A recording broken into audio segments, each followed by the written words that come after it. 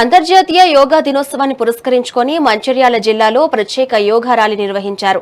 గీతామందిర్ నుండి ఐబీ చౌరస్తా వరకు సాగిన ఈ ర్యాలీలో యోగా సాధకులు, సభ్యులు పెద్ద సంఖ్యలో పాల్గొని అవగాహన కల్పించారు. అనంతరం అంబేద్కర్ చౌక్ వద్ద సాధకులు వివిధ యోగాసనాలు ప్రదర్శించారు. యోగా ద్వారా శారీరక, మానసిక ఆరోగ్యం మెరుగుపడుతుందని, ఆరోగ్యవంతమైన శరీరం మహా సామ్రాజ్యంతో సమానమని పేర్కొన్నారు.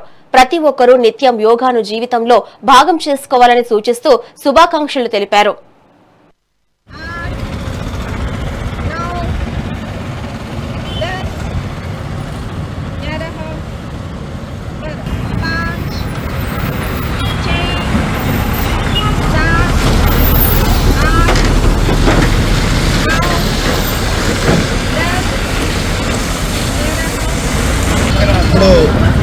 మన సత్యం చక్రాసనం తీసుకున్నాడు.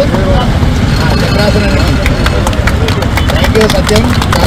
నిత్యం యోగా చేయండి. అధ్యయన మండలిలో సాధకులందరం కలిసి యోగా ర్యాలీ ప్రదర్శన చేయడం జరిగింది.